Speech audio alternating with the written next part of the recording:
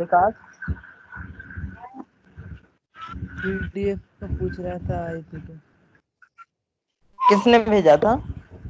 Sir ने। चलो screen दिखाई दे रहा है बेटा आप? यस सर दिख रहा है।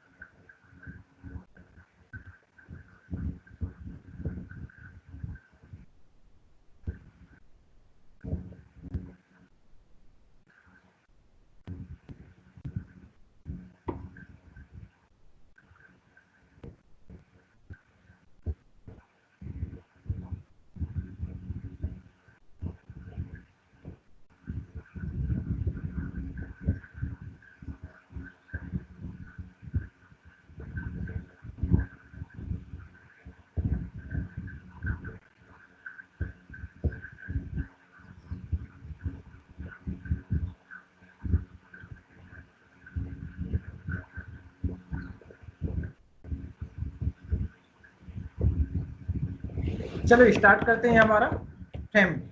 ये वाला क्वेश्चन देखिए, इसमें आपको एक सपोर्ट दिया हुआ है, ए सपोर्ट जो फिक्स है, और एक डी सपोर्ट, और बी जॉइंट है। बी जॉइंट पे आपके 3 मेंबर मीट हो रहे हैं। एक ए बी मेंबर है, बी सी मेंबर और बी डी मेंबर।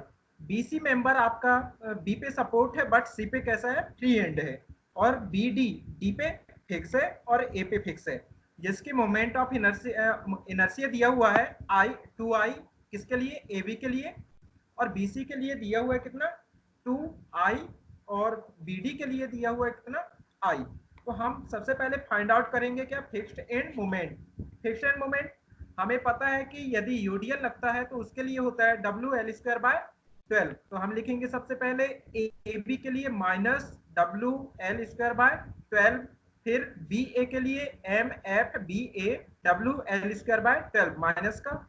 इसके बाद हम बीसी का फिक्स्ड मोमेंट निकलेगा क्या, नहीं निकलेगा। यहाँ पे डायरेक्ट मोमेंट आएगा किस लोड के कारण, 2 किलो न्यूटन लोड के कारण। तो हमारा मोमेंट होता है force into perpendicular load, sorry perpendicular distance. तो लोड है कितना, 2 किलो न्यूटन। ठीक है, 2 किलो न्यूटन लोड, आपका डिस्टेंस है 2 मीटर। तो ये ऐसा रोटेट होगा, इस रोटेशन के कारण यहाँ पे मोमेंट जनरेट होगा। वो मोमेंट कितना हो जाएगा, तो आप लिखोगे -2 × 2, तो कितना हो जाएगा, -4 किलो न्यूटन।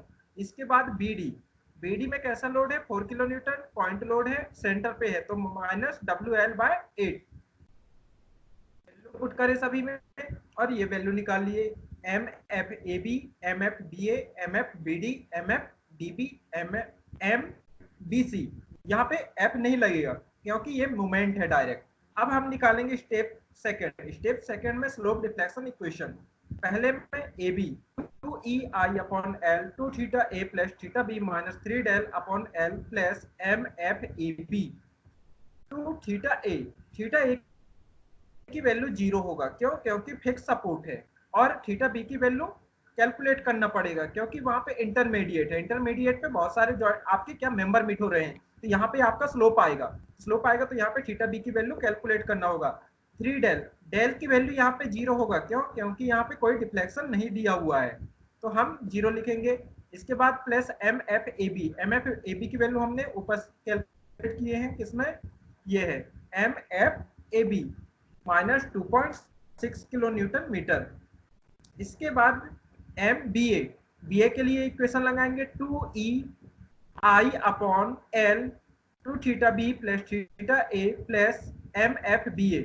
यहाँ पे मैंने 3del/L इसलिए नहीं लिखा क्योंकि वो उसकी वैल्यू कितना है, 0।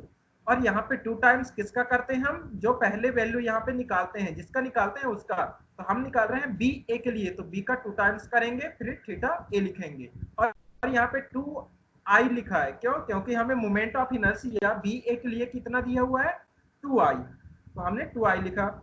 यहाँ से सॉल्व करोगे तो एक इक्वेशन निकल के आएगा, इक्वेशन नंबर सेकंड। फिर आप और स्पान BD में 2EI/4 2θB + θD + MFBD। E I upon two theta B plus theta D की वैल्यू यहाँ पे 0 क्योंकि फिक्स सपोर्ट है। फिर एम एफ बी डी की वैल्यू है -2, इक्वेशन निकल के आएगा थर्ड। फिर एम बी डी की बी, तो यहाँ पे किसका 2 टाइम्स करेंगे, थीटा डी का, फिर थीटा बी लिखेंगे। तो हमने लिखा 2 theta D plus theta B plus M F D B, equation निकल के आ गया। इसको नाम दे दिया हमने कितना, 4। इसके बाद step number third, equilibrium equation. Equilibrium equation में देखिएगा आप, हम इक्विलिब्रियम इक्वेशन में क्या देखते हैं कि हमारे जॉइंट कितने हैं। तो हमने देखा कि यहाँ पे जॉइंट एक है, कौन सा, बी। अब बी जॉइंट पे देखिए कितने मोमेंट है, कितने मेंबर मिल रहे हैं। तो हमारे एक मेंबर हो गया बी ए, और एक मेंबर है बी सी, एक मेंबर है बी डी, 3 मेंबर मिल रहे हैं। तो हम लिखेंगे moment 8 point B equal to M B A plus M B C plus M B D equal to 0। तो हमने लिखा है आगे इक्विलिब्रियम इक्वेशन में M B A plus M B D plus M B C equal to 0। हमने B C की value निकाला था -4 किलो न्यूटन मीटर, और एम बी ए की इक्वेशन आया था सेकंड इक्वेशन, और एम बी डी की थर्ड इक्वेशन। पुट कीजिए दोनों इक्वेशन, ये है हमने दोनों इक्वेशन पुट किए। देखिए बी ए की equation 2 E I theta B plus 2.67, फिर एम बी डी की वैल्यू है ई आई थीटा बी -2, और एम बी सी की वैल्यू यहाँ पे है ये -2 × 2 -4 किलो न्यूटन मीटर।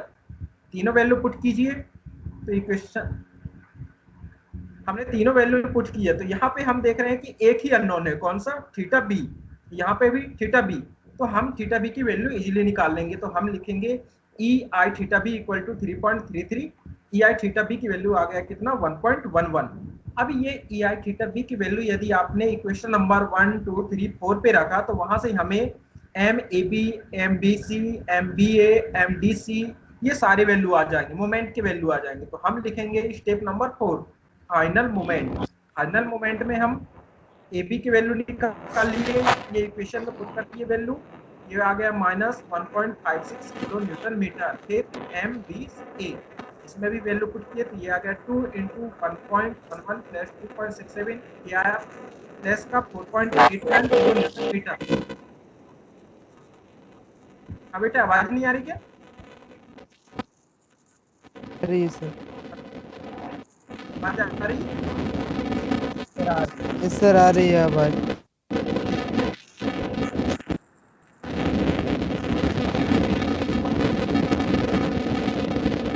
जितना माइक बंद कर, कितना है? चलिए स्टेप नंबर 4 में हमने फाइनल मोमेंट कैलकुलेट कर लिया, ठीक है। अब फाइनल मोमेंट कैलकुलेट करने के बाद हम मैक्सिमम बेंडिंग मोमेंट निकालेंगे, मैक्सिमम। और आपको चेक करना हो यदि कि इक्विलिब्रियम इक्वेशन जो हम लगाए हैं, तो हमेशा जॉइंट पे मोमेंट कितना होनी चाहिए, 0। जॉइंट है तो जॉइंट पे मोमेंट कितना होनी चाहिए, summation B A plus B C plus B D का 0 होना चाहिए। तो हम यहाँ चेक कर लेंगे, जो वैल्यू आया है हमारा M B A plus M B C plus M B D की वैल्यू 0 होना चाहिए। तो सारे वैल्यू पुट करके देखिए, तो 0 होना चाहिए। तो हमने यहाँ पे पुट करके देखते हैं, ठीक है। एम बी ए की वैल्यू है 4.89, ठीक। बी ए और बी सी -4, तो बचा कितना, 0.89 प्लस 4.89 -4 कितना हुआ, बचा 0.89 प्लस का। इसके बाद बी डी था, तो बी डी की वैल्यू कितना है, -0.89, तो माइनस, और यहाँ पे बचा था 0.89, तो माइनस ये हो गया, तो कितना बचा, 0।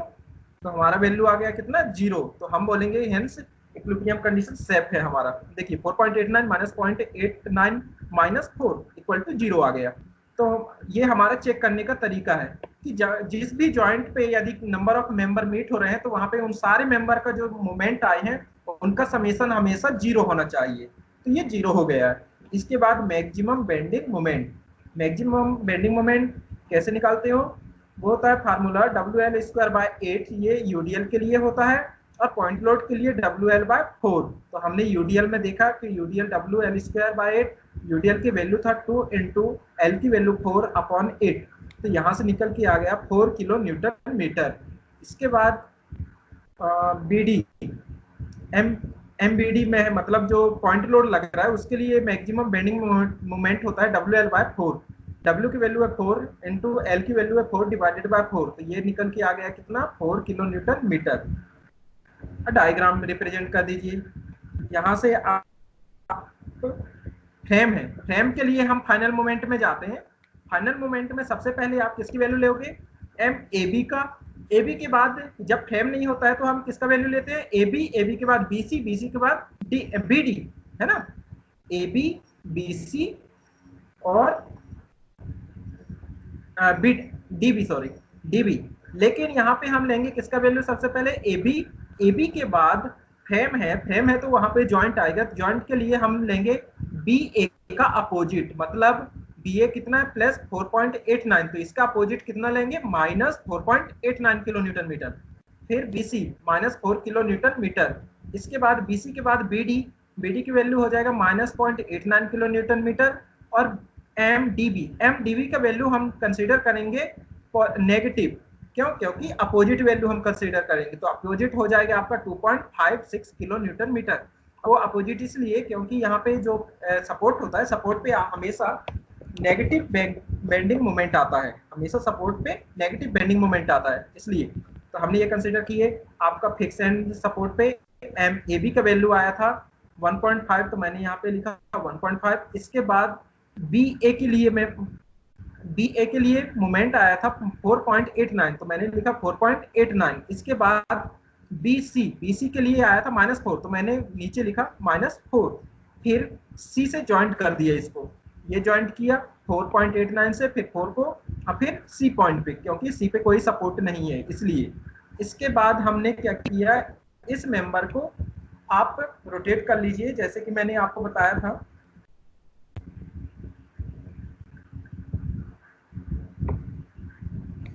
ये है, यदि कोई फ्रेम है,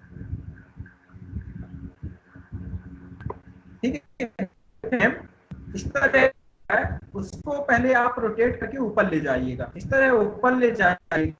ऊपर ले जाने के बाद पता है कि जो सपोर्ट पे नेगेटिव बेंडिंग मोमेंट आता है वो ऊपर बनता है और पॉजिटिव नीचे बनता है, ठीक है।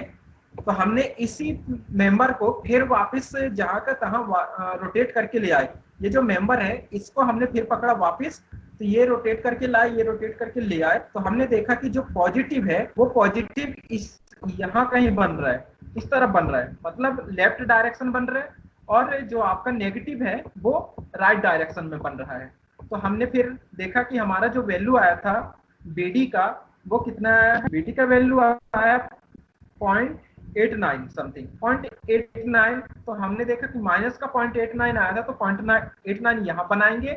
इसके बाद हमने फिक्स सपोर्ट है, यहाँ पे फिक्स है, तो फिक्स पे कितना आया था वो देख लिया, तो हमारा फिक्स पे आया -2.56, तो हमने यहाँ पे बना लिया -2.56, और इन दोनों वैल्यू को हम ऐड कर देंगे, यहाँ से इसको मिला देंगे, ये बन जाएगा एक आपका यहाँ से 1.5 वाला, और यहाँ पे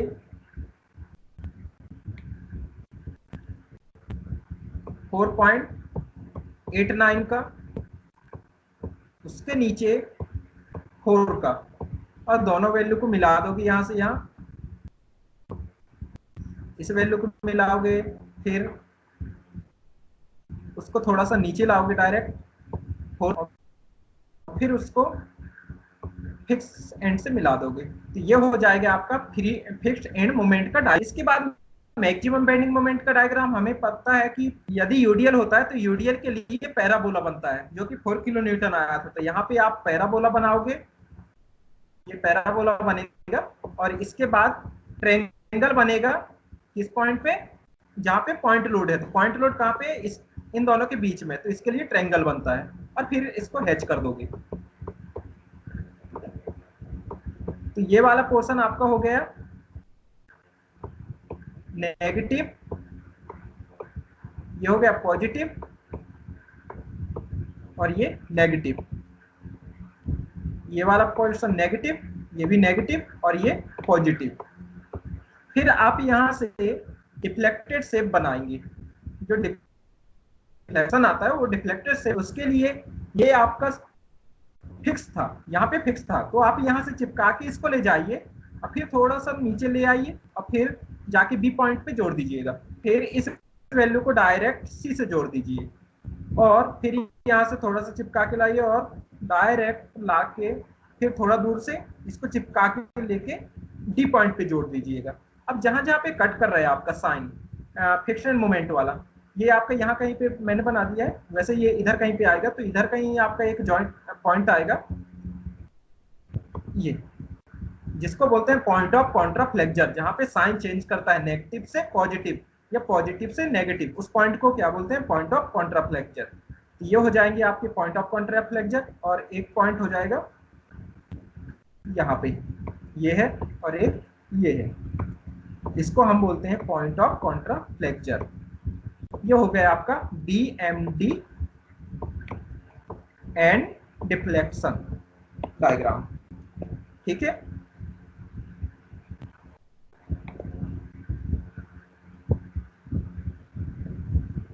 नेक्स्ट क्वेश्चन देखिएगा, यह है आपका एम, जिसमें दो कॉलम दिया हुआ है, एक बीम दिया है, बीम में आपका लोड लगा हुआ है यूडीएल, और कॉलम है जिसमें कोई लोड नहीं है, ना हॉरिजॉन्टल लोड है ना इसमें एसेंट्रिक लोड है, ये सिर्फ सिंगल कॉलम है जिसमें कुछ भी लोड नहीं लगा हुआ है, सिर्फ बीम में लोड लगा है जो कि यूनिफॉर्मली डिस्ट्रीब्यूटेड लोड है। इसका स्पान है 2L, इसका स्पान है L, इसका जो EI कांस्टेंट है सभी का।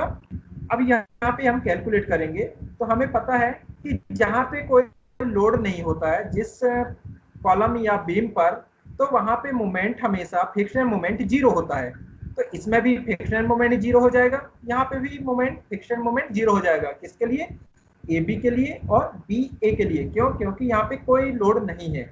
सिमिलरली C पॉइंट पे देखिए, CD कॉलम पे, CD पे कोई लोड नहीं है, तो यहाँ पे भी मोमेंट CD के लिए और DC के लिए 0 हो जाएगा। फिर आप निकालोगे सिर्फ BC के लिए, तो हम निकालेंगे BC के लिए, हमें पता है कि -WL² होता है BC के लिए, और CB के लिए हो जाएगा +WL² तो हमने लिखा MFAB = 0 + MFDC, MFBA = 0 = MFCD की वैल्यू 0 हो गया क्योंकि कोई लोड नहीं था। BC पे लोड था तो हमने लिखा -WL²/12, L की वैल्यू है हमारे पास 2L, तो 2L² किया तो ये निकल के आ गया -WL²/3। Same MFCB WL²/12 = +WL²/3।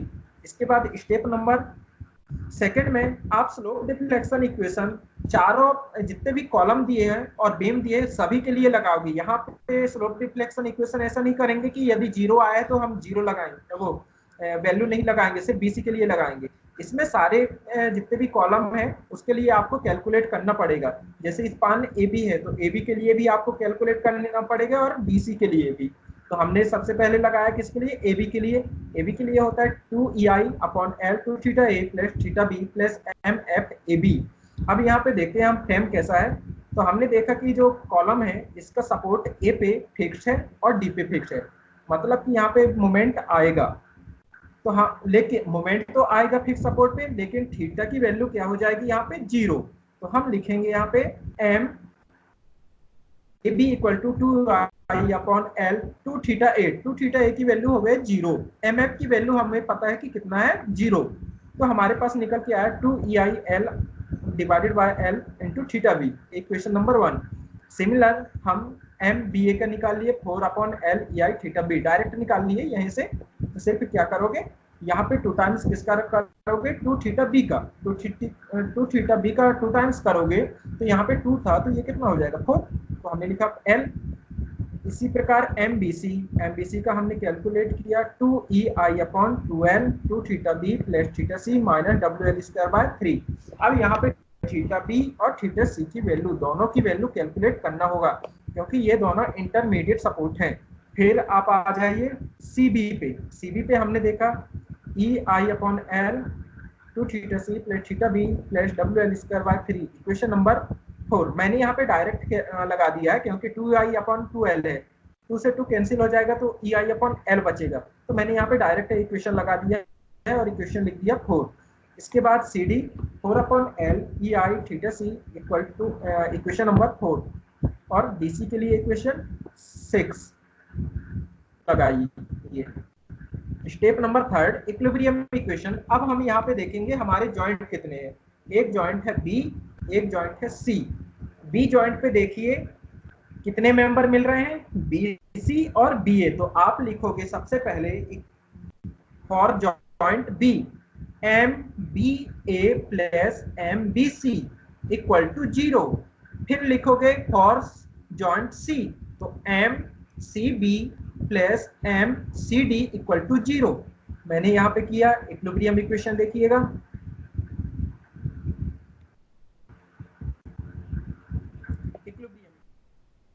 Eight the joint B कितने मेंबर मिल रहे हैं, एक BA मेंबर और एक BC इक्वल टू 0। मैंने MBA और BC की वैल्यू पुट कर दिया यहाँ पे, जो कि इक्वेशन नंबर 2 और 3 पे है।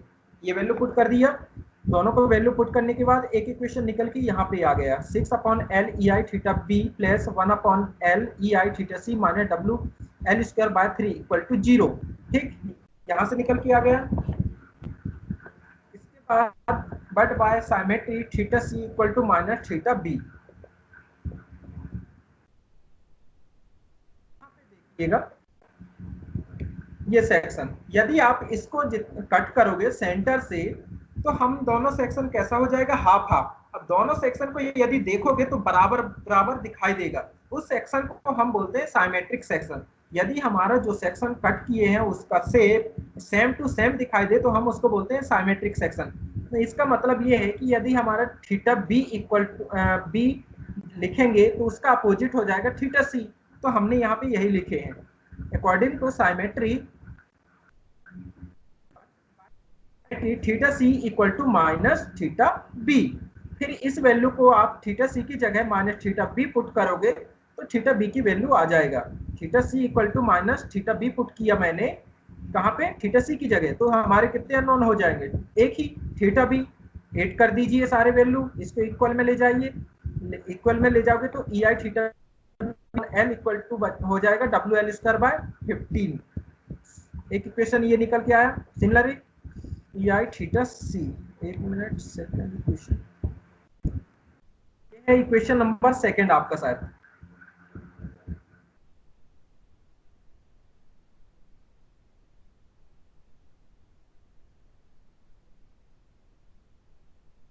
ये देखिए equation number 2 4L/EI theta B।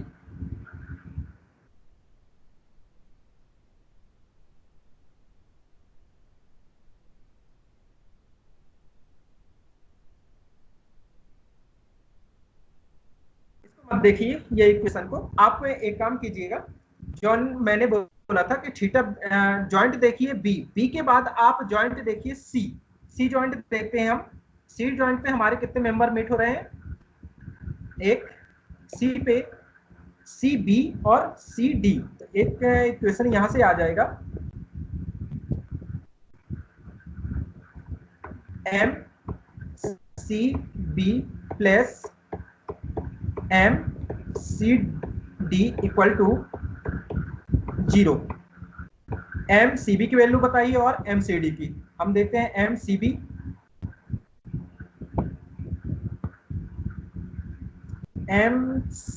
CB ये दिया हुआ है। ठीक है, MCB की वैल्यू, ठीक है। आपको इसमें लेंदी पड़ जाएगा। आप एक काम करो, साइमेट्री से कर लो। साइमेट्री से मैंने यहाँ पे किया है जो and EI theta C upon L theta B equal to minus EI upon L theta C equal to minus WL²/15। मैंने यहाँ पे क्या किया है, EI theta B upon L equal to हो गया WL²/15। देखो थीटा B की जगह आप थीटा B की वैल्यू पुट कर दो तो थीटा B की वैल्यू कितना हो जाएगा, माइनस थीटा, ये हो जाएगा माइनस थीटा C यहाँ पे। तो आपको थीटा C की भी वैल्यू आ जाएगा यहीं से। देखो हमने साइमेट्री से एक इक्वेशन निकल के आया था जो कि जॉइंट कंसीडर किए थे, इक्विलिब्रियम इक्वेशन। इक्विलिब्रियम इक्वेशन हमने सिर्फ B जॉइंट कंसीडर किए थे। B पे हमने MBA plus MBC equal to 0 किया था। दोनों की वैल्यू पुट किए तो एक इक्वेशन निकल के आया ये वाला। फिर हमने देखा कि हमारा सेक्शन कैसा है, साइमेट्री। साइमेट्री से हमने थीटा बी की वैल्यू पुट कर दिया या थीटा सी की वैल्यू पुट कर दी है, थीटा सी इक्वल टू कितना, माइनस थीटा बी। इसके बाद जब माइनस थीटा बी पुट कर दोगे थीटा सी की जगह, तो आपको वैल्यू निकल के आएगा ई आई थीटा बी की। ई आई थीटा बी की वैल्यू निकलने के बाद हमें कैलकुलेट करना है किसकी वैल्यू, थीटा सी की। तो थीटा सी की वैल्यू आप कैसे कैलकुलेट करोगे, थीटा सी की जगह आप माइनस थीटा बी पुट कर दोगे या माइनस थीटा बी की जगह माइनस थीटा सी पुट कर दोगे। तो हमने माइनस थीटा, ये थीटा बी है, थीटा बी की जगह आप पुट कर दीजिए माइनस थीटा सी, तो आपकी वैल्यू निकल के आ जाएगा E I theta C upon L. ये थीटा सी माइनस में होगा, तो यहाँ पे मैंने लिखा ये minus E I upon L theta C equal to minus W L square by 15। ये इक्वेशन एक निकल के आ गया। इसके बाद ये सारे वैल्यू जो ई I theta C upon L और ई I theta B upon L, ये वैल्यू पुट कर दो। ये जो आपकी इक्वेशन निकल के आए हैं फर्स्ट सेकंड थर्ड, पहले सी डी में कर दीजिए, ई आई थीटा की वैल्यू पुट कीजिए और ई आई थीटा सी की वैल्यू डी सी में पुट कीजिए। सी बी में ई आई थीटा सी और थीटा बी दोनों की वैल्यू पुट कीजिए। सेम बी ए में, तो आपको फाइनल मोमेंट आ जाएगा। फाइनल मोमेंट कैसे आएगा, ये देखिए हमने फाइनल ए बी में पुट करा 2 into W L square by 15, तो plus 2 by 15 W L square हो गया। बी ए में पुट किया तो W L square by 15 into 4 by 15। फिर बी सी में पुट किए तो ये आ गया कितना, minus 4 W L square by 15। और सी बी पे पुट किया तो ये आया plus 4 W L square by 15। फिर सी डी में पुट किए तो minus W L minus 4 by 15 W L square by, और डी सी में minus 2 15 W L square by. फिर हमने डायग्राम बना दिए। मैक्सिमम का हमें पता है कि कितना होता है यूडीएल के लिए, डब्ल्यू एल स्क्वायर बाय 8। यहाँ पे गलत लिखा है, 2 डब्ल्यू एल स्क्वायर बाय 8 होता है आपका। फिर आप जो वैल्यू आया है वो सारे वैल्यू लिखोगे। इसके लिए सबसे पहले एपी, सॉरी यहाँ पे नीचे आ जाइए, इसको आप उठा लीजिए। सबसे पहले उठाओगे तो हमें पता है कि मैंने आपको बोला था कि यदि लाइन के ऊपर हमें फ्रिक्शन मोमेंट पॉजिटिव बनता है, लाइन के ऊपर फ्रिक्शन मोमेंट नेगेटिव बनता है और पॉजिटिव नीचे, तो हम देखिए हमने जो आपका सेक्शन था ऐसा, तो उसको हमने ऊपर उठा लिया, फिर उसको वापस लाएंगे। जब वापस लाओगे तो पॉजिटिव आपका इस तरफ बनेगा, इस तरफ पॉजिटिव बनेगा और इस तरफ नेगेटिव। तो सबसे पहले ए बी की वैल्यू देखिए, ए बी का वैल्यू कैसे आया है आपका, ए बी, ये देखिए ए बी का वैल्यू कैसा है, 2 बाय 15 प्लस में है।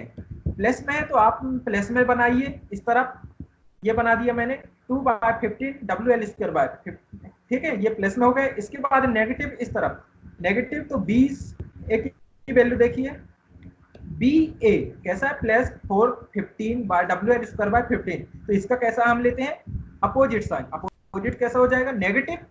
ए बी तो जैसा का तैसा रहेगा, लेकिन आपका बी ए का कैसा हो जाएगा, इफेक्ट नेगेटिव हो जाएगा। तो नेगेटिव हम वैल्यू लेंगे 4 15 डब्ल्यू एल स्क्वायर बाय 15।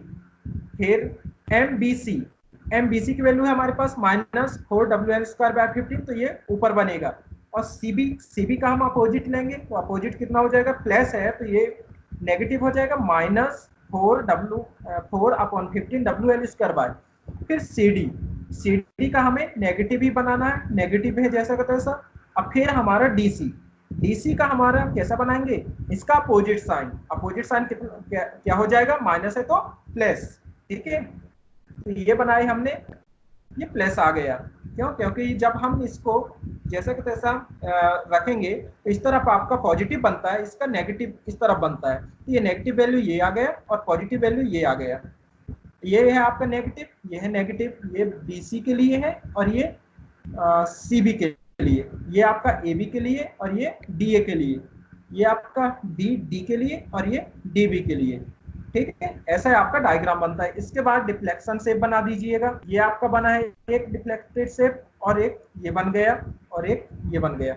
जहाँ पे आपका साइन चेंज होता है वहां पे पॉइंट दे दीजिएगा। तो ये एक पॉइंट हो गया और एक साइन ये चेंज हो रहा है तो ये पॉइंट हो गया। इस पॉइंट को हम बोलते हैं क्या, पॉइंट ऑफ कॉन्ट्राफ्लेक्शन। एक पॉइंट यहाँ पे देंगे क्योंकि यहाँ पे भी साइन चेंज हो रहा है। देखिए नेगेटिव से पॉजिटिव जा रहा है, ये पॉजिटिव है और ये नेगेटिव, यहाँ पे साइन चेंज हो रहा है मोमेंट का, तो इसको भी हम बोलेंगे पॉइंट ऑफ कॉन्ट्राफ्लेक्चर। इस प्रकार यहाँ पे भी है पॉइंट ऑफ कॉन्ट्राफ्लेक्चर। इस तरह आपका मैक्सिमम बेंडिंग मोमेंट और जो डिफ्लेक्टेड शेप है वो बना लेते हैं। ठीक है, ये है आपके फ्रेम के क्वेश्चन। अब इस फ्रेम में आपका कुछ डाउट है तो पूछिएगा।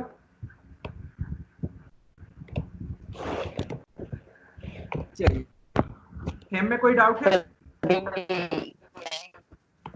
हाँ, क्या हेमंत होता कुछ है बोलना चाह रहे हैं? सर? ये क्या EI कांस्टेंट लिखा हुआ है, क्या कांस्टेंट लिखा हुआ है, तो इसका मतलब क्या होता है सर?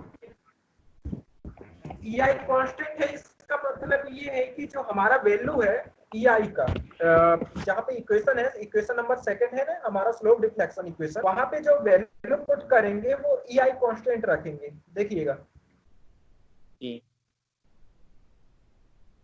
है हमारा इक्वेशन किसका, स्लोप डिफ्लेक्शन का, 2EI/L 2θA + θB + MFAB। हम यहाँ पे 2 टाइम्स उस वैल्यू का करते हैं जिसका हम यहाँ सबसे पहले लिखते हैं। जैसे हमने MAB का कैलकुलेट कर रहे हैं तो A का आप 2 टाइम्स लिखोगे, फिर B को सिंगल लिखते हैं। यदि आप यहाँ पे MBA का निकाल रहे हैं तो आप क्या करोगे, 2 टाइम्स आप B का करोगे और सिंगल A का करोगे। ठीक है, अब हमारे ये स्लोप डिफ्लेक्शन इक्वेशन होता है। तो मैंने ऊपर लिखा है क्वेश्चन में कि EI कांस्टेंट है, मतलब सभी मेंबर हैं, जितने भी मेंबर हैं उनके लिए EI की वैल्यू सेम है, कोई चेंज नहीं है। जैसे कि AB है, AB के लिए यदि हम लेते, ऊपर वाले क्वेश्चन में हमने जैसे देखा था कि 2I था, लेकिन यहाँ पे EI दोनों सभी के लिए बराबर है, तो हमने EI कांस्टेंट लिए हैं, EI/EI, यहाँ पे भी EI रख दिए क्योंकि EI की वैल्यू कांस्टेंट है ना। यदि अलग होता, जैसे कि आप ऊपर देखो, ये देखिए इस मेंबर में 2 की I की वैल्यू क्या है, 2I है। यहाँ पे भी इस मेंबर के लिए I की वैल्यू 2I है, और BD के लिए I की वैल्यू कितना है, सिर्फ I। इसलिए मैंने उसमें ये बोला था कि जितने भी आपके मेंबर हैं तो वहां पे I की वैल्यू क्या होगी, कांस्टेंट। मतलब E की वैल्यू भी और I की वैल्यू भी कैसा होगा, आपका कांस्टेंट होगा, मतलब सेम होगा। AB मेंबर के लिए भी EI ही होगा और BC के लिए भी EI होगा और BD के लिए भी। लेकिन यहाँ पे क्या हो जाएगा, जैसे AB है तो AB के लिए 2EI लिखोगे आप, और BC के लिए 2EI, और BD के लिए EI सिर्फ। इसी प्रकार वहां पे सिर्फ आपको EI ही लिखना है। ठीक है जी हेमंत? जी जी चलिए, सर। और कोई डाउट? No sir. हाँ, फेम में और कोई डाउट है?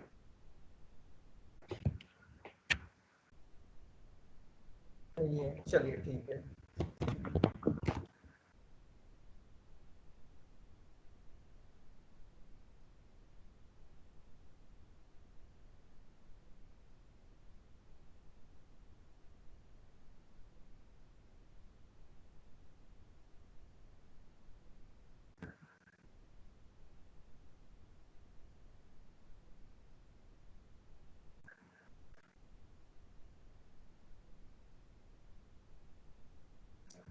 चलो, अब आ जाते हैं हम कॉलम एनालॉजी मेथड में। कॉलम एनालॉजी मेथड में क्वेश्चन हमारा है ये, find friction moment.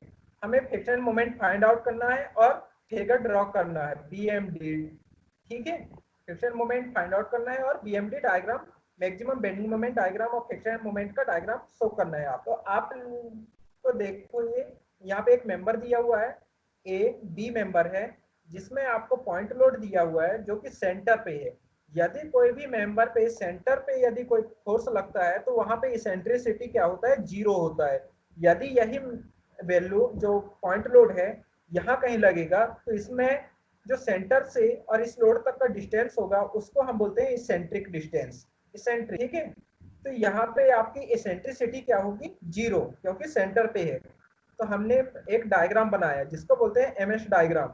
MS diagram आपको पता है कि फ्रिक्शन मोमेंट का मैक्सिमम डायग्राम इस तरह बनता है, जिसको हम बोलते हैं MS डायग्राम, किसमें, कॉलम एनालॉजी मेथड में। तो ये हो गया आपका फ्रिक्शन मोमेंट का सॉरी मैक्सिमम बेंडिंग मोमेंट का डायग्राम, किसके लिए, पॉइंट लोड के लिए। पॉइंट लोड के लिए होता है WL/4 मैक्सिमम। आपको याद होगा मैक्सिमम पॉइंट लोड के लिए होता है WL/4। तो मैंने WL/4 का डायग्राम बना लिया। डायग्राम कैसा बनता है? ट्रायंगल। किसके लिए? पॉइंट लोड के लिए, जब मैक्सिमम होता है। और पैराबोला किसके लिए बनता है? यूडीएल के लिए, मैक्सिमम। ठीक है, तो मैंने बना लिया मैक्सिमम डायग्राम किसका? पॉइंट लोड का। कैसा बना? ट्रायंगल। ट्रायंगल बना लिया जिसका डिस्टेंस है L/2 यहाँ तक, और यहाँ से L/2। इसको बोलते हैं एमएस डायग्राम। उसके बाद हमने बना लिया एनालॉगस कॉलम सेक्शन। ये एक आपका एनालॉगस कॉलम सेक्शन है जिसकी विड्थ है 1/EI, यूनिट विड्थ है। इसकी यूनिट विड्थ क्या है? यूनिट विड्थ है। और लेंथ है L। कैसा है लेंथ इसका? L। और विड्थ जो है इसका यूनिट विड्थ है जो कि 1/EI है। इसेंट्रिसिटी मैंने अभी आपको बताया था कितना है? 0। अब एक फार्मूला होता है, पहले तो आप लोड कैलकुलेट कर लीजिए किसमें? एनालॉगस कॉलम सेक्शन में। Load on analogous column section equal to होता है वॉल्यूम ऑफ एमएस डायग्राम। देखो, लोड कैलकुलेट करना है आपको एनालॉगस कॉलम सेक्शन में। इस सेक्शन में आपको लोड कैलकुलेट करना है। तो सबसे पहले इसका आपको क्या कैलकुलेट करना पड़ेगा? वॉल्यूम। वॉल्यूम कैलकुलेट करने के बाद आपको इसके एरिया से मल्टीप्लाई करना पड़ेगा। तो देखिए, area, volume of M S diagram क्या होता है? Area of M S diagram into unit width. Unit width किसका हो गया? ये विड्थ हुआ कॉलम एनालॉगस सेक्शन का, और एरिया हो गया एमएस डायग्राम का। तो ये ट्रायंगल शेप है। ट्रायंगल शेप में आप ट्रायंगल का एरिया क्या होता है? 1/2 इंटू बेस इंटू हाइट। तो हम देखते हैं कि यहाँ पे बेस कितना है? L। और हाइट कितना है? WL/4 into unit width. Unit width कितना है? 1/EI। तो हमने लिखेंगे यहाँ पे area 1/2 into L into WL/4 into unit width है आपका 1/EI। तो ये लोड आ जाएगा। लोड आ गया कितना? WL²/8EI। WL²/8EI, ये लोड आ गया। इसके बाद area of column analogous section, जो रेक्टेंगुलर शेप है उसका एरिया। तो उसका एरिया क्या हो जाएगा? इसका एरिया। तो इसका एरिया हो जाएगा, रेक्टेंगुलर है, रेक्टेंगुलर का एरिया होता है विड्थ इंटू डेप्थ। तो विड्थ है इसका L, सॉरी, ये जो लेंथ है इसका L है, और ये विड्थ कितना है? Unit width. यूनिट विड्थ है 1/EI। तो आप लिखोगे L इंटू 1/EI। ये हो जाएगा L/EI। यहाँ पे पुट कर दीजिए, ये आ गया निकल के L इंटू 1/EI। तो L/EI, ये एरिया हो गया। इसके बाद बेंडिंग स्ट्रेस का इक्वेशन होता है P/A plus P into E/I into Y, जो कि हमने सॉम में पढ़ा था। P/A plus P into E/I into Y, जहाँ पे I होता है मोमेंट ऑफ इनर्शिया, Y होता है डिस्टेंस, हाफ डिस्टेंस, E होता है इसेंट्रिसिटी, P एरिया। अब E हमारा इसेंट्रिसिटी है जो कि 0 है। तो हम यदि 0 पुट करेंगे तो ये सारा वैल्यू 0 हो जाएगा। तो हमने ये लिखा P/A बचा। P की वैल्यू हमने ऊपर निकाला है, कितना आया था? WL²/8EI। तो हमने लिखा WL²/8EI। बेंडिंग स्ट्रेस को हम डिनोट करते हैं MIA और MIB से। तो WL²/8EI, एरिया है हमारे पास L/EI, यहाँ पे पुट कर दिए। तो ये पुट करोगे तो EI से EI कैंसिल हो जाएगा, बचेगा WL²/8। ये हो गया MIA और MIB इक्वल टू WL/8। ये प्लस माइनस में होगा। फिर हम MIA के लिए निकालेंगे, ये हो जाएगा फ्रिक्शन मोमेंट। हम फ्रिक्शन मोमेंट निकालते हैं किसके लिए? ए सपोर्ट के लिए। ए सपोर्ट के लिए होता है MS माइनस MIA, जो कि मैंने आपको पहले बताया था कि MS की वैल्यू हमेशा 0 होता है। तो ये वैल्यू हो गया 0 माइनस MIA की वैल्यू WL/8। ये पुट करोगे तो 0 माइनस WL/8। तो ये आ गया निकल के कितना? Minus WL/8। आप निकालोगे B के लिए, तो यहाँ पे लिखोगे MB इक्वल टू MS माइनस MIB। तो हमने यहाँ पे वैल्यू पुट किया MAB equal to MS minus MIB। ये निकल के आ गया माइनस WL/। अब मैंने आपको मतलब फ्रिक्शन मोमेंट हमारा कैसा आया दोनों का? माइनस WL/8 और माइनस WL/8। अब मैं आपको बताता हूँ, जब भी मैं वो फ्रिक्शन मोमेंट का डायग्राम बनाता था तो मैं आपको एक वैल्यू पॉजिटिव और होता था उसको नेगेटिव लिखता था, लास्ट वाला पता होगा। M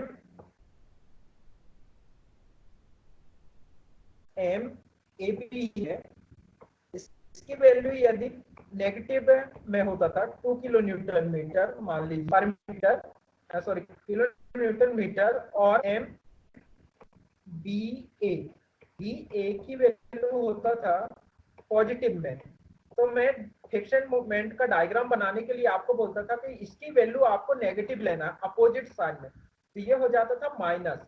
तो यहाँ से आप देख सकते हो कि ये वैल्यू कैसे माइनस, इसलिए मैं आपको हमेशा माइनस की वैल्यू लेता था फ्रिक्शन मूवमेंट शो करने के लिए। अब आपको लास्ट में क्या करना पड़ेगा, फ्रिक्शन मूवमेंट का डायग्राम रिप्रेजेंट करना पड़ेगा। तो आप क्या कीजिएगा, लास्ट में ये दोनों वैल्यू को जो डायग्राम है, इन दोनों डायग्राम को एक साथ बना दीजिएगा, ये है और इसको, इन दोनों को एक साथ बनाओगे तो यहाँ से ये जो ट्रायंगल स्टार्ट हुआ है, ये पॉइंट यहाँ पे पुट करो और पॉइंट को यहाँ पे पुट करोगे, तो एक आपका फ्रिक्शन मूवमेंट का डायग्राम बन जाएगा। किसके लिए, कॉलम एनालॉगी सेक्शन के लिए।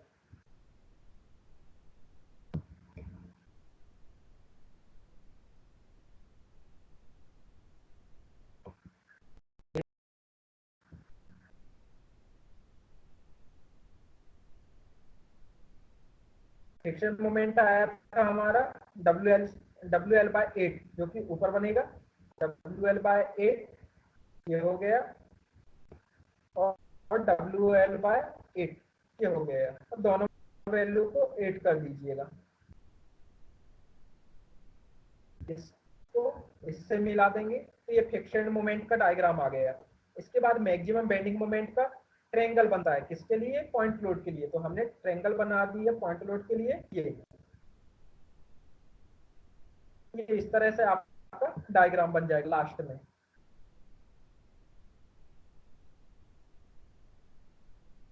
ये कॉलम एनालॉगी सेक्शन मेथड है, जिसका यहाँ पे वैल्यू होता है डब्ल्यू एल बाय 8, यहाँ पे वैल्यू होता है डब्ल्यू एल बाय 4, और यहाँ पे वैल्यू होता है डब्ल्यू एल बाय 8। ठीक है, सेम आप नेक्स्ट क्वेश्चन में करिएगा। यदि यूडीएल दिया है तो उसके लिए क्या करेंगे, तो सेम प्रोसेस रहेगा, सिर्फ एरिया चेंज हो जाएगा। यूडीएल दिया है, देखिए ये यूडीएल दिया हुआ है, ठीक, ये यूडीएल है। यूडीएल के लिए हमें पता है कि मैक्सिमम बेंडिंग मोमेंट का डायग्राम बनता है पैराबोलिक शेप में, तो आप बनाइएगा पैराबोलिक शेप। पैराबोलिक शेप में बनाने के बाद उसका जो हाइट होता है वो होता है W L square by 8 M S. इसको रिप्रेजेंट करते हैं हम किससे, एम एस डायग्राम से। एम एस डायग्राम, फिर इसका कॉलम एनालॉगी सेक्शन बनाइएगा, जिसका विड्थ होगा 1 बाय ईआर, यूनिट विड्थ होगा, और उसका लेंथ एल होगा। इसका हाफ बना लीजिएगा L by 2, column analogy section. इसके बाद load on column anal column section, area of M S diagram into unit width.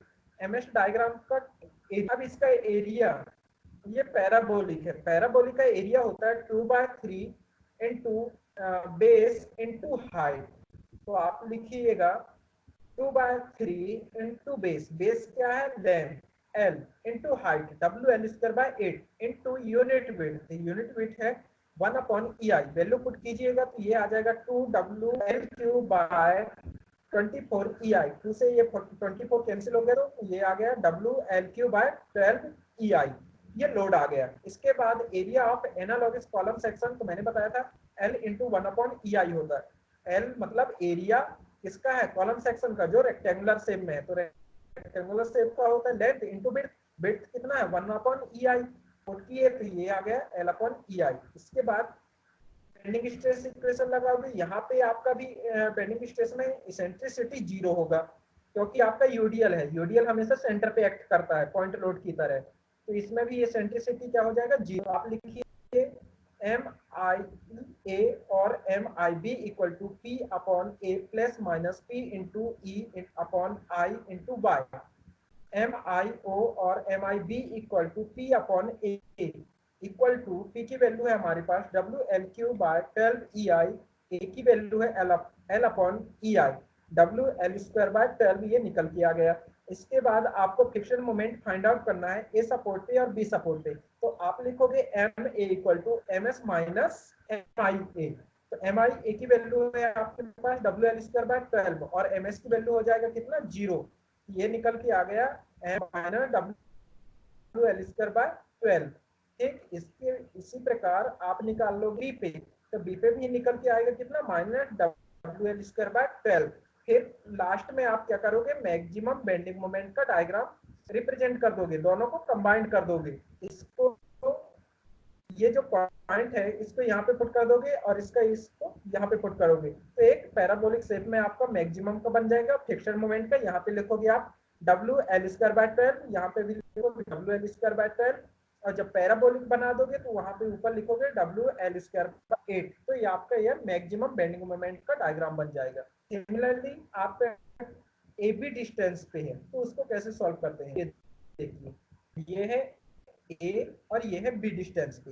A B distance पे है, पहले था सेंटर पे लेकिन अब ए बी डिस्टेंस पे है, मतलब यहाँ पे इसेंट्रिसिटी आ गया। क्यों? क्योंकि सेंटर से और ये जो पॉइंट लोड है वहां तक का जो डिस्टेंस होता है उसको बोलते हैं इसेंट्रिक डिस्टेंस। तो इसेंट्रिसिटी आ गया, तो यहाँ पे ई की वैल्यू 0 नहीं होगा। अब वो ई की वैल्यू कितना होगा तो वो हम कैलकुलेट करते हैं। यहाँ से ये वैल्यू होता है a प्लस ये डिस्टेंस जितना होता है, तो ये a प्लस एल बाय 2 करोगे तो ये उसका हाफ होता है। यह आप यहाँ से निकालिएगा, ये देखिए यहाँ तक का जो वैल्यू है l प्लस यहाँ तक का जो वैल्यू है उन दोनों को ऐड करके उसका 3 टाइम करते हैं।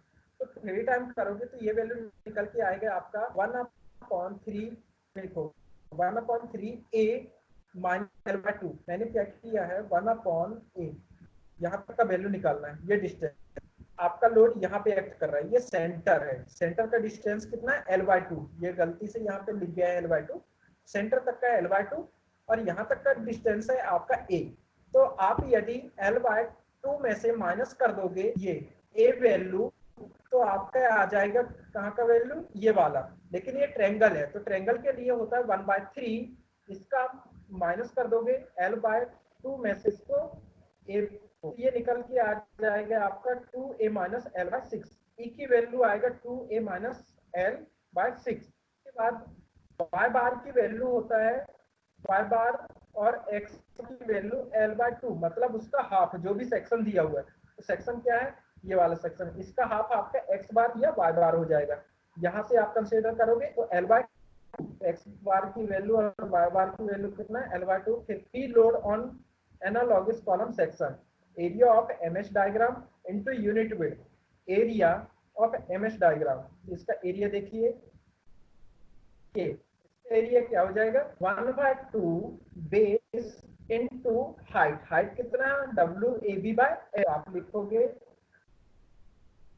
1/2 into L base into height WAB by L into unit width 1/EI। ये आ गया WAB अपॉन 2EI। और इसके बाद area of analogous column section L in 1/EI, क्योंकि लेंथ इनटू विड्थ होता है, विड्थ कितना 1/EI, तो L अपॉन EI हो गया। Bending T upon A plus minus T into E into X bar upon I। यहाँ पे माइनस साइन सबसे पहले कंसीडर करते हैं, तो हमने लिखा MIA equal to P upon A minus P into E into X bar upon I। P की वैल्यू हमने कैलकुलेट किया था WAB बाय 2EI और A की वैल्यू है L upon EI, minus P की value WAB upon 2EI into E की value हमने कैलकुलेट किया था 2A minus L by 6 into X bar. X bar की वैल्यू मैंने अभी आपको बताया था कितना, हाफ। ये कितना है L बाय 2, ये भी लिख दिया मैंने L बाय 2। इसके बाद I क्या होता है मोमेंट ऑफ इनर्शिया, ठीक है। अब मोमेंट ऑफ इनर्शिया होता है, ये कितना हो जाएगा BD³ बाय 12।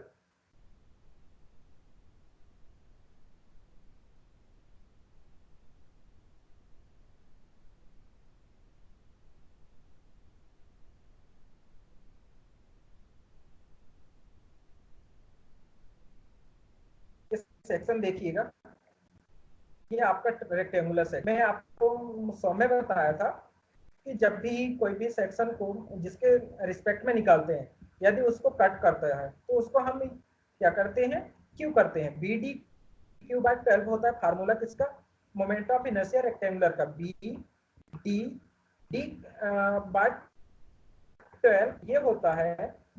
लेकिन हम उसका क्यों करते हैं जिसको सेक्शन हमारा जो एक्सेस होता है वो कट करता है। तो ये किसको कट कर रहा है यहाँ पे, ये मान लीजिए ये आपका विड्थ है और ये डेप्थ है, तो ये कट कर रहा है विड्थ को, तो आप यहाँ पे क्यू किसका करोगे, विड्थ का। लेकिन यदि इसने डेप्थ को कट किया, किसको, डेप्थ को, मतलब एक्स एक्सेस, तो आप यहाँ पे किसका क्यू करोगे, डी क्यू करोगे, बी डी क्यू बाय 12। तो हमारा सेक्शन है कुछ इस शेप में, इस तरह, ठीक है। यहाँ पे ये वैल्यू है L और ये विड्थ है 1/EI, ये कितना है 1/EI है, E और I, ठीक। अब हमारा सेक्शन कैसा कट कर रहे हैं, इस तरह कट कर रहा है। तो आप क्या लिखोगे, 1/, या तो लिखोगे 1/EI, ये तो डेप्थ हो गया, इनटू इसका L का Q, L Q divided by 12, ये लिखोगे। ये आपका रेक्टेंगुलर सेक्शन, रेक्टेंगुलर सेक्शन के लिए मोमेंट ऑफ इनर्शिया क्या होता है, B D Q by B D Q, but ये एक्सेस किसको कट कर रहा है, इसके लेंथ को, तो आप किसका क्यू करोगे, लेंथ का क्यू, L का क्यू कर दोगे, तो L का क्यू हो गया। और विड्थ कितना है इसका 1/EI, तो मैंने लिख दिया यहाँ पे 1/EI, तो ये टोटल सॉल्व करोगे तो कितना हो जाएगा, L Q divided by 12 EI, इतना ही होगा। तो I की वैल्यू हम निकल के आ गया, मोमेंट ऑफ इनर्शिया किसके लिए, ये कॉलम एनालॉगस सेक्शन के लिए I की वैल्यू आया है हमारे पास कितना, L Q divided by 12 EI। तो आप पुट कीजिए, इसमें कहाँ गया हमारा, ये देखिए I की जगह मैंने पुट कर दिया कितना, L क्यू बाय 12 EI, ये पुट की कर दिया। इसको पुट करने के बाद आप सॉल्व करोगे इसको, तो एक इक्वेशन निकल के आएगा इस तरह का, WAB bye L minus A/L, ये निकल के आएगा। वो कैसे आएगा वो आपको कर, देखो यहाँ पे ये हो गया 2A माइनस L/6, तो 6 इंटू 12, ये तो 12 हो गया, 12 से ये 12 कैंसिल हो जाएगा, और EI और एक EI ये है, ये EI से ये EI कैंसिल हो जाएगा, इस EI से ये EI कैंसिल हो जाएगा, यहाँ पे बचेगा WAB और 2 बचेगा।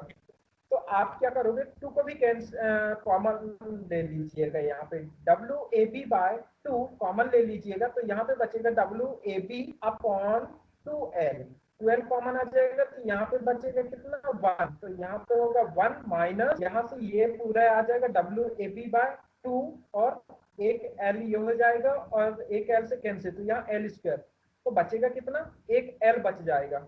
इसको हम अलग से करते हैं, कर लोगे क्या आप लोग, कर लेंगे सर, कर लेंगे। ये इक्वेशन निकल के आएगा, ठीक है। यहाँ पे L माइनस A, देखिए अब सेक्शन,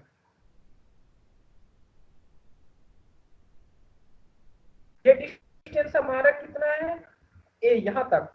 यदि आपने L माइनस A निकाल लिया, तो ये L माइनस A करोगे तो यहाँ तक आ जाओगे आप, तो ये डिस्टेंस कितना हो जाएगा, L माइनस A, ये ना, देखो A यहाँ तक है, A में से यदि आपने L में से यदि आपने A को माइनस कर दिया, तो ये वैल्यू निकल के आ जाएगा, ये कितना हो जाएगा L माइनस A, और L माइनस A कितना है हमारा, B है L माइनस A, तो हम L माइनस A की जगह पुट करेंगे कितना, B, ये हो जाएगा आपका L माइनस A की जगह आपने पुट कर दिया कितना, B, तो ये हो जाएगा WAB²/L², जो कि मैंने यहाँ पे डायरेक्ट करा है, MA = MS minus MIA = 0 minus WAB/L, ये लिखा WAB/L into L minus A की वैल्यू हो गया कितना, B, तो मैंने लिखा B/L, ये हो गया माइनस WAB²/L²।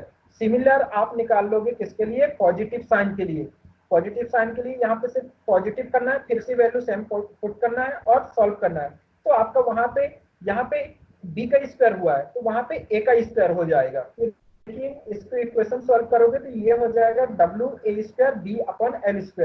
यहाँ पे फिर पुट करोगे MS minus MIB minus WA² B upon L²। इसका भी मैक्सिमम बेंडिंग मोमेंट का डायग्राम बना लीजिएगा, जैसे कि मैंने अभी बताया था पॉइंट लोड के लिए ये वाला सेम उसका भी डायग्राम बनेगा आपका।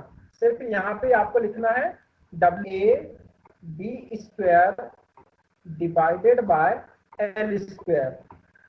ठीक, यहाँ पे लिखोगे आप WA² B अपॉन L और यहाँ पे कितना लिखोगे WAB upon bending moment diagram का मैक्सिमम बेंडिंग मोमेंट डायग्राम बन जाएगा। अब इस यूनिट थर्ड में आपके दो मेथड है, एक कॉलम एनालॉजी मेथड है और स्लोप डिफ्लेक्शन इक्वेशन है। इन दोनों मेथड में कोई डाउट है अब आप लोगों को? नो सर नहीं चलिए है। आप लोग नहीं है डाउट, ठीक है। नंबर ऑफ क्वेश्चन आप सॉल्व करके देखिएगा, जो भी डाउट आता है तो फिर मुझे बताइए, है ना। हेमंत कोई डाउट है? नो सर नहीं है, ठीक है। कैलकुलेट सॉल्व करके देखिएगा, जो भी डाउट आता है तो मुझे बताइएगा। इसके बाद हम नेक्स्ट यूनिट पढ़ेंगे आपका मोमेंट डिस्ट्रीब्यूशन। वो अब मैं टाइम में आपको बता दूंगा, डेट भी, है ना। चलिए thank you thank you sir.